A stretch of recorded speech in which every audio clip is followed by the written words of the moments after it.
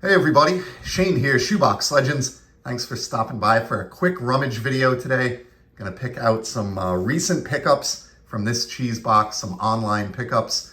And if I sound a little tired or groggy, it's been a long few days. Had concerts the last couple of evenings and got home well after 1 in the morning. But I have literally about 10 minutes free here to do a quick video. So although I have some more involved content coming soon, including some really wonderful gifts from some hobby friends and other amazing pickups and more focused videos. All I have time for today is a really quick rummage, and we'll probably cut this at about the 10-minute mark. We're going to start with a 51 Bowman Pete Suter. And as I take this out of the case, I'll say I hope all my friends that are at the National perusing the floor this week are having a blast. Looking forward to checking out your pickups from the show. Not much to say about this one other than I just love 51 Bowman. This one, it's got a beat corner. I believe this was part of a lot of maybe like 3 or 4 of these that I picked up to get a different card. But I'll take any 51 Bowman that's at least not, totally destroyed. And happy to add that one to the collection. We'll put him up just as is in the background here. I'll have to look up Pete after the video. All right, this is a sneaky awesome card here. Sergei Fedorov, Hall of Famer, and one of my favorite hockey players in my youth when I played hockey as well. I looked up to him and admired him.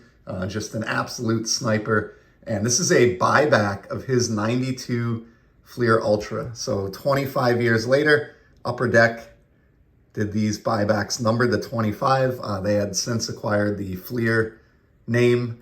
And this was in a set called Fleer Showcase that came out in 2016, 2017. These are really tough buybacks being numbered to 25. And getting a Hall of Famer and a player the caliber of Sergei Fedorov is not easy. I kid you not, I had a saved search for that card and it took me probably close to 3 years before I finally found one of those and was able to acquire that for the collection. They have autographed versions of those as well. It's either or. So in this case, Fedorov doesn't have an auto. Some of the other big players, their buybacks are actually autographed. So pretty cool. This one's neat. This is I think it's one of those Throwback Thursday releases that came out, the online releases from Topps. Let's take a look at the back. Yep, Throwback Thursday. But it features Tom Glavine on the 71-72 Topps and O-Pee-Chee hockey design.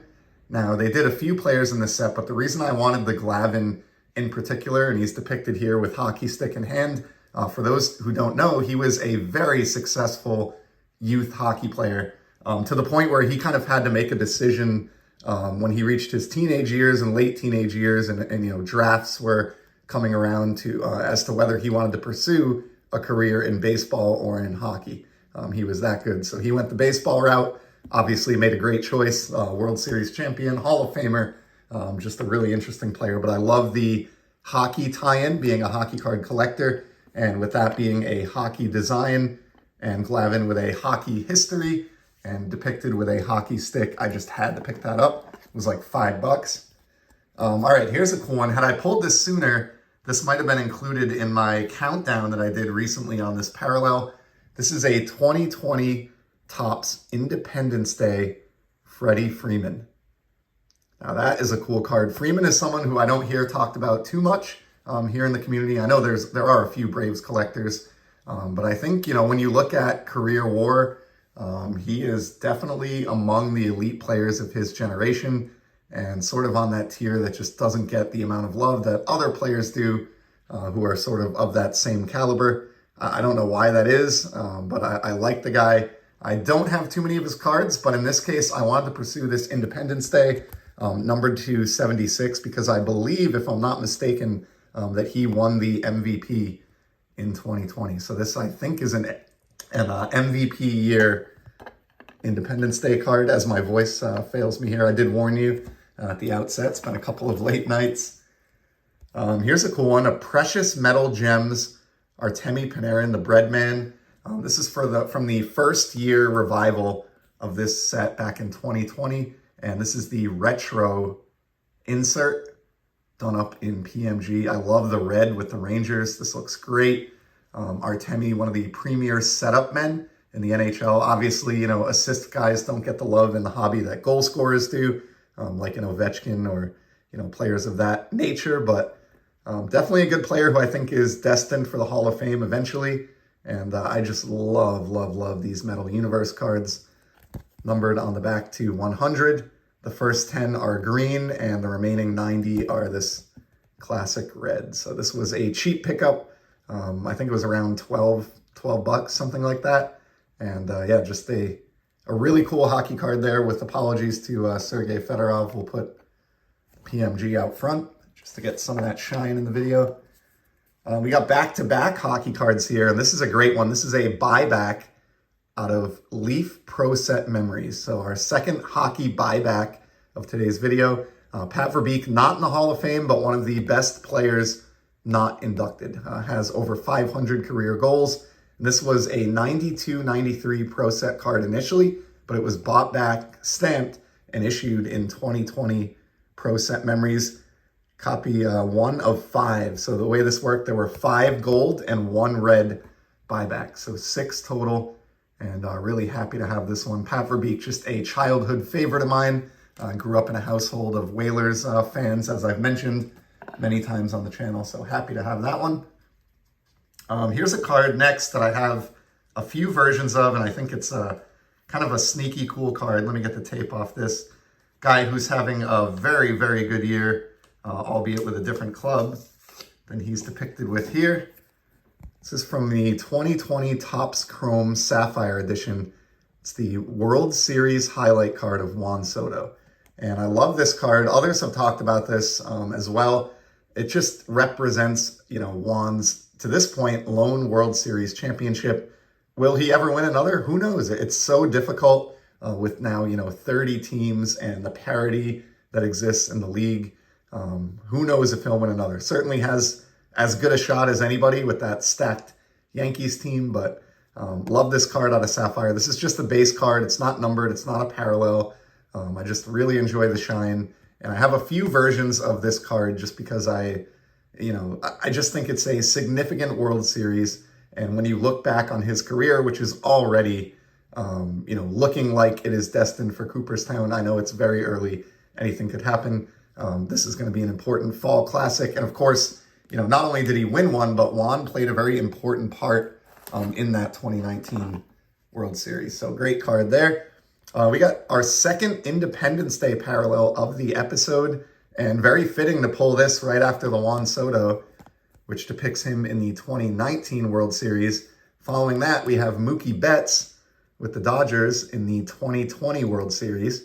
So this is a 2021 Topps card, and it's the Independence Day parallel, numbered to 76. Now, this is not my favorite year. These are really kind of a bummer. Just a little bit of a red star element on the outer border, and that's really all that differentiates these from the base cards. Whereas, you know, even in 2020, there was at least a lot more there, and that's not the greatest year for these either. But this was a cheap pickup. I love that it documents Betts', second World Series and first in the National League.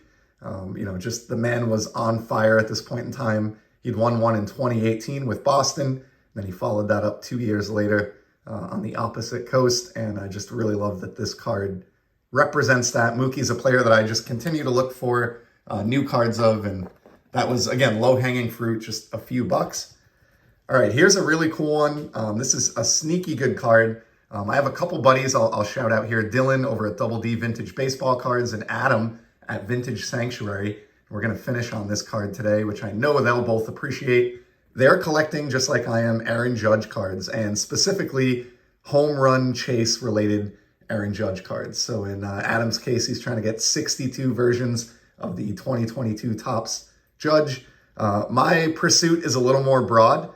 And I love this card, and I will include this card because it is a 2023 Topps Flagship Judge, which means it has the 62 home runs denoted on the back. But as you can see by the serial numbering, and those with a keen eye probably noticed this before I flipped it over, this is the vintage stock parallel. So it has that old school Topps foil logo there in the upper left.